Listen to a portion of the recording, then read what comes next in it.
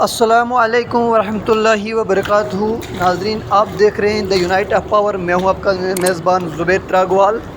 آپ جو یہ روڈ دیکھ رہے ہیں یہ پنچایت گوئی بہمداسا کا روڈ ہے، جہاں پر پنچایت گھر سے بہمداسا اسکول تک میکڈم کا کام شروع کر دیا ہے ٹھیکیداروں نے۔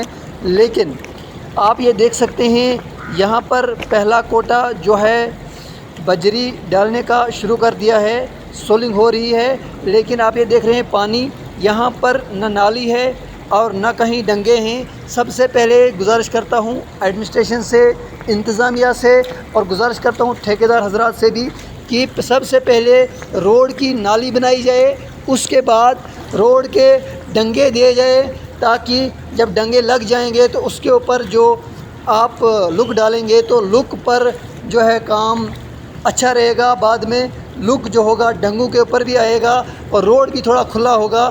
اتنی سی گلی کے اندر آپ میکڈمائزیشن کریں گے، لک ڈالیں گے تو کوئی فائدہ نہیں۔ یہ بڑی ڈینجرس جگہ ہے، بڑا ڈینجرس روڈ ہے۔ سب سے پہلے یہاں پر ڈنگے لگوائے جائیں۔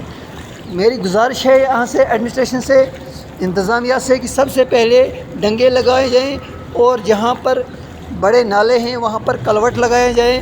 روڈ پر کلوٹ پڑے ہیں لیکن لگائے نہیں گئے ہیں۔ یہ آپ دیکھ رہے ہیں پہلا کوٹا سولنگ کا، اور یہ آپ دیکھ رہے ہیں گاڑی کا موڑ، جو موڑ آتا ہے یہاں پر گاڑی کس طرح موڑ کاٹ سکتی ہے۔ بڑے ڈینجرس جگہ ہے یہاں پر، اور بالکل ایک نالی کی شکل میں روڈ ہے۔ تو اس کے اوپر میکڈم کا کیا کام ہے، جب تک روڈ کو کھلا نہ کیا جائے، روڈ کے اوپر پانی کو سائڈ میں نہیں کیا جائے، روڈ کے ساتھ جو ہے میکڈم ڈالنے کا فائدہ پھر ہے جب روڈ کے ڈنگے اور نالی بن جائے گی۔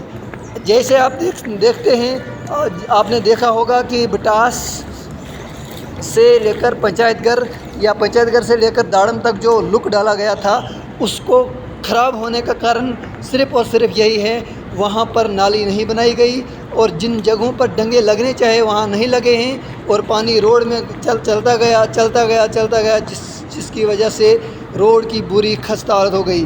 تو آپ ویڈیو کو زیادہ سے زیادہ شیئر کریں، لائک کریں، سبسکرائب کریں۔ خدا حافظ۔